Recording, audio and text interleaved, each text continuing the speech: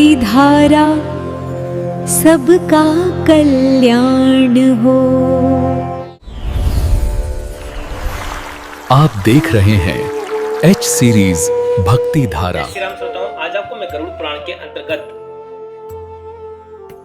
Live कहानी सुना रहा हूं, तो सुनिए।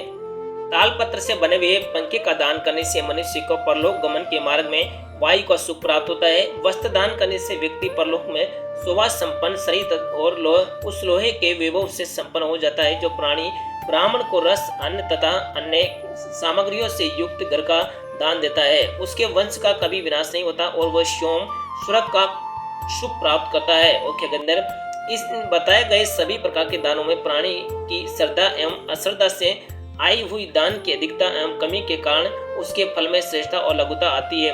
इस लोक और जिस व्यक्ति ने जल एवं रस का दान किया है, वह आपद काल में अपवर्ग अनुभव करता है।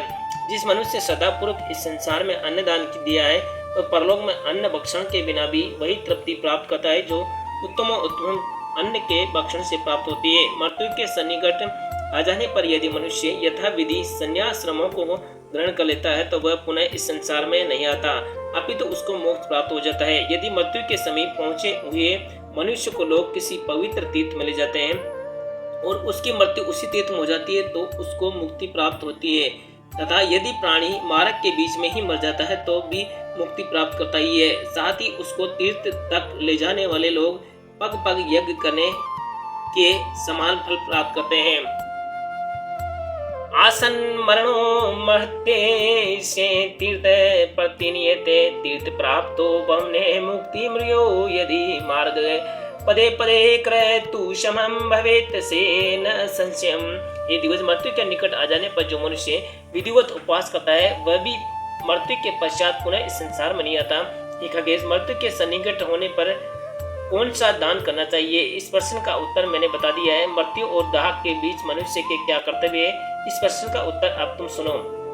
व्यक्ति को मरा हुआ जानकर उसके पुत्राधिक परिजनों को चाहिए कि वे सभी शव को शुद्धि जल से स्नान कराकर नवीन वस्त्र से आच्छादित करें। तदंतर उसके शरीर में चंदन आदि सुगंधित पदार्थों का अनुलेपन भी करें। उसके बाद जहाँ मृत्यु हुई है उसी स्थान पर एकोदिश श्राद्ध करना चाहिए। दाह कर्म के पूर्व शव को दाह के योग्य बनाने के लिए ऊपर बताए गए कर्म अनिवार्य हैं। इससे एकोदिष्टि श्राद्ध से आसन तथा प्रोक्षण क्रिया होनी चाहिए, किंतु आह्वान, अर्चन, पात्रालंबन और अवगाहन ये चार क्रियाएं नहीं करनी चाहिए। इस समय पिंडदान अनिवार्य है। अन्नदान का संकल्प भी हो सकता है। रेखाकरण प्रतिवेजन नहीं होता और दिए गए पदार्थों के अक्षय की कामना करनी चाहिए। अक्षय उदक दान देना चाहिए। सौधावाचन, आशीर्वाद और तिलक ये तीन नहीं होने चाहिए। उड़द से परिपूर्ण घट लोहे की दक्षिणा ब्राह्मण को प्रदान करने का विधान है। तत्पश्चात पिंड हिलाना चाहिए, किंतु उस समय अछद्दन विसर्जन तथा सौस्ति वाचन ये तीन वर्जित है। यह खगेश मरणा स्थान द्वारा चतवर विश्राम स्थान, काष्ठ चयन एवं अस्थि संचयन ये 6 पिंडदान के स्थान है। प्राणी की मृत्यु जिस स्थान पर होती है वहां पर दिए जाने वाले पिंड का नाम शव है। उससे भूमि देवता की तुष्टि होती है।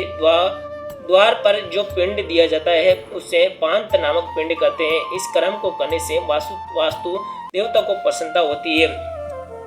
चतवर अर्थात चौराहे पर खेचर नामक पिंड का दान करने पर भूतादिक गगनचारी देवता गण प्रसन्न होते हैं। शव की विश्राम भूमि में भूत संगत पिंड का दान करने से 10 दिशाओं को संतुष्टि प्राप्त होती है। चिता में साधक नाम का एवं अस्थि संचय में प्रेत संघक पिंड दिया जाता है। शव यात्रा के समय पुत्राधिक परिजन तिल, कुश, ग्रत एवं ईंधन लेकर यम गाथा अथवा वेद के यम सूक्त का पाठ करते हुए शमशान भूमि की ओर जाते हैं। प्रतिदिन गो, अश्व, पुरुष एवं बैल आदि चराचर प्राणियों को अपनी ओर खींचते हुए यम संतुष्ट नहीं होते, जिस प्रकार मद पीने वाले संतुष्ट नहीं होते। ओम अपेतेत्यम, इस यम सूतक का अथवा यम गाथा का पाठ शव यात्रा के मार्ग में करना चाहिए। सभी बंधु बांधवों को दक्षिण दिशा में स्थित शमशान की वन भूमि में शव को ले जाने चाहिए। ये पक्षी पूर्वोत्तर विधि से मार्ग 2 श्राद्ध करना चाहिए। उसके बाद शमशान भूमि में पहुंचकर धीरे से शव को पृथ्वी पर उतारते हुए दक्षिण दिशा की ओर सिर स्थापित कर चिता भूमि में पूर्वोक्त विधि के अनुसार श्राद्ध करना चाहिए।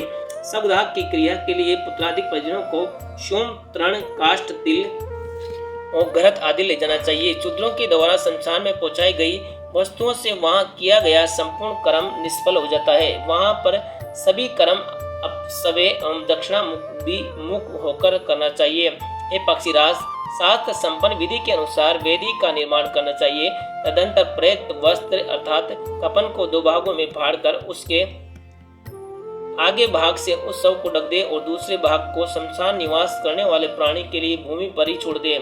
उसके बाद पूर्वोक्त विधि के अनुसार मरे हुए व्यक्ति के हाथ में पिंड दान करे। तदंतर शव के संपूर्ण शरीर में घृत का लेप करना चाहिए। खगेश, प्राणी की मृत्यु और दाह संस्कार के बीच पिंडदान की जो विधि है, अब उसे सुनो। जय श्री राम। श्रोताओं, ये विधि मैं आपकी कथा आपको कल सुनाऊंगा। तब तक के लिए बने रहिए हमारे चैनल के साथ और इसको सब्सक्राइब कर जरूर करें। कमेंट में जय श्री कृष्णा जरूर लिखें और वीडियो को परिवार और अधिक से अधिक संख्या में जरूर शेयर करें। जय श्री राम। एच सीरीज भक्ति धारा को सब्सक्राइब करें।